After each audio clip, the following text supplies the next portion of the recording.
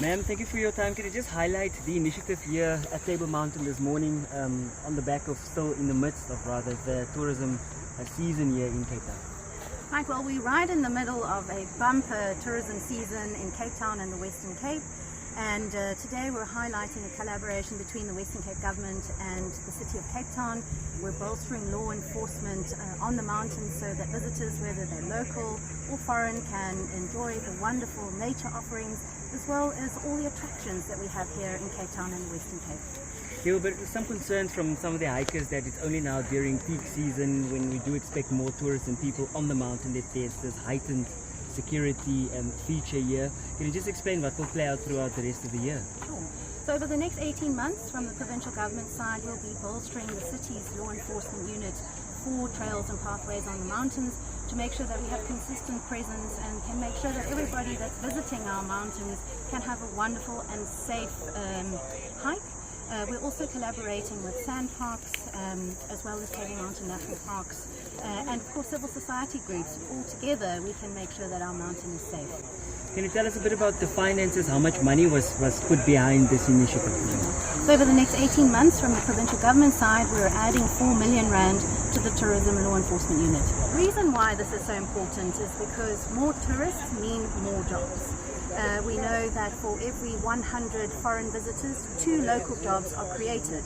And that's why tourists are precious, whether they come from the Western Cape, from other parts of South Africa, or from overseas. We'd love to welcome them because we understand how important tourism is to job creation. Mrs. Smith, thank you for your time. Can you just highlight from a safety and security perspective from the city side, the mechanics of this initiative, who's involved in this project?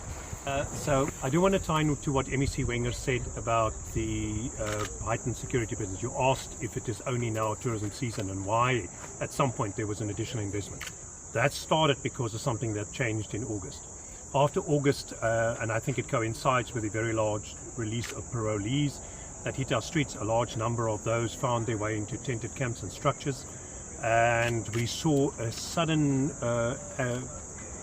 inception of attacks around Table Mountain, Lions Head, the car parks, theft out of motor vehicle, muggings, attacks with knives, firearms, or at least imitation firearms. And so we tracked from October to now 36 incidents. And these incidents are not more important than incidents that happen to Cape Townians elsewhere in our city. And so we haven't taken the pressure off any of the other work we're doing. In the first 5 days of January, we took 7 firearms off the street.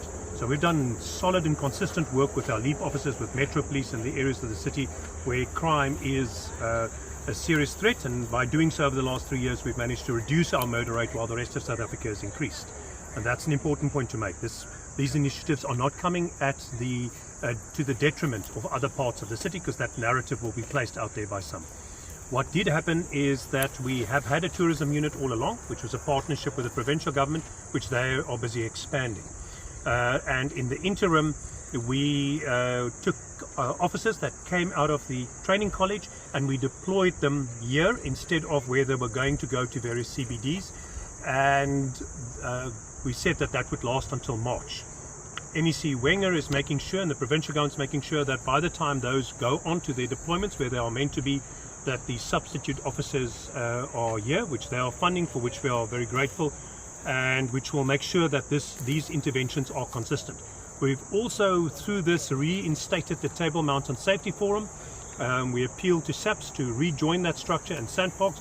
That structure is now meeting continuously, and there's very effective coordination between SAPS, Sandparks, their SEAM team, their rangers, our law enforcement, Metro Police officers, and civil society. I met yesterday with a civil society grouping who is establishing safety structures for the mountain and getting ready to recruit additional volunteers for the mountain, and we talked about how that may best be done. So as a consequence of these interventions, we started to make quite a few arrests during those weeks of December, last week of November, first weeks of December, and as a consequence we have not had an incident since the 22nd of December. I do think that several of our perpetrators are now in custody. These crimes were not committed by a large group of people, they were committed by a handful of individuals who were preying on people every day, and we've now managed to contain these attacks, and we will continue to work very closely using our drones, using CCTV cameras, using Sandparks' technology, working very closely together, running our operations out of the Fusion Centre in the CBD, and that will sustain whilst not having any negative impact anywhere else in the city.